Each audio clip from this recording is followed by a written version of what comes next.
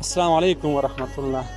قدرمن لیدونکو، لوګر ولایت چېرته چې سیلابونه راغلي او ګڼ کورونه یې له منځه وړي دي، حاجي صاحب سره هم مخ شو. سهار راسې اخته یو موږ دلته کار کوو. دغه یو کور چې شیان پکې بند پاتې دي، اوس هم خفر یې اخته دي، دغه نه شیان باسي. حاجي صاحب ستړي مه شه، تاسو هم ښه راغلئ. په خیر الله جوړ یې په خیر یې. صاحب ښه بیا ښه ده. سلامت سي، عزتمن سي. والا ډېر دردونکې واقعه ده، تر ټولو دردونکې، ځورونکې او کړونکې خو دا ده چې تر اوسه پورې میړو و ماینهو او اولادونو و پلار ټوله سره ورک دي. اکثره خپل په مېرمنې او په اولادو باندې نه دي خبر، او مېرمن او اولادونه بیا په دې باندې نه دي خبر چې زما خاوند یا ماشومان چې زما پلار ژوندی دی که څنګه دی. بس هر یو چې د کوره څخه راوتلی دي، د غونډۍ پر خوا باندې، د غره پر خوا باندې ورځغستلي دي. هغه خو تاسو ټوله ولیدله کیسه رقم بیخي له منځه تللي دي، هېڅ نښانه نه لیدل کېږي چې دلته کور وچېږي. دقیقاً همداسې دی.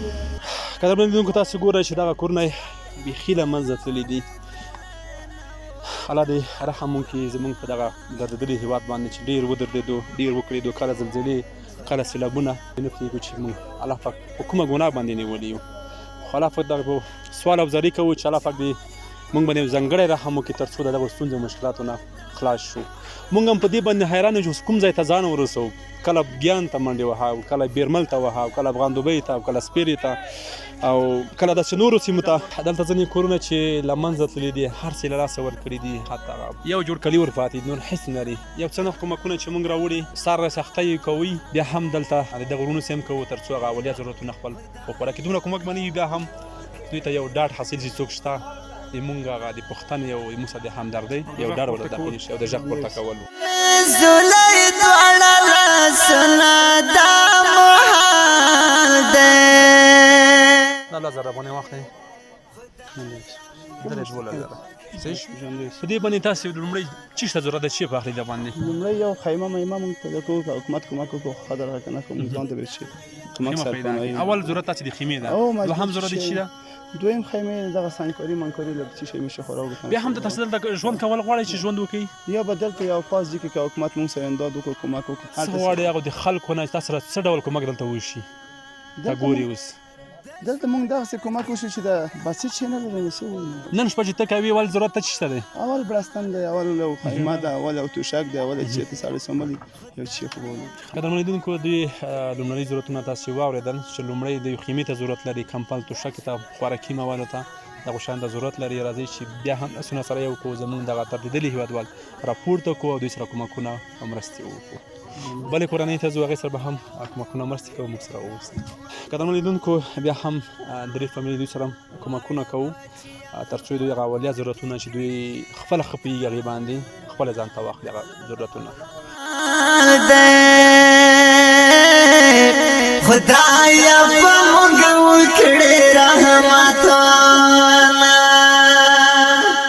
دغه پیسې ستاسو ته ورسي، دغه باندې لومړی تاسو کوم هغه شی به ته پاخلئ دغه باندې؟ لومړی چیش ته اړتیا لرو، چیش ته خوراک شی ته اړتیا لرو. موږ سره یو دا جامې دي، بس چې ورکې راوتي وي، بس دا هم خیر نه دی، ټول خلاص. څه غوښتنه لري خلکو نه؟ څه غوښتنه لري؟ څه تاسو کوم ډول کومک تاسو سره وشي دلته؟ کومک اوس موږ جانې الحمدلله نه دی رسېدلی، مالي رسېدلی دی. موږ سره مالي کومک وشي، موږ دا اړتیا لرو.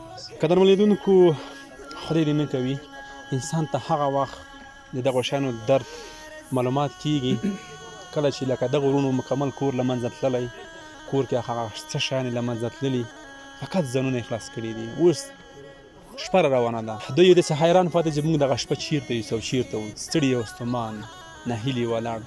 الله دې په افغانستان باندې یو رحم وکړي.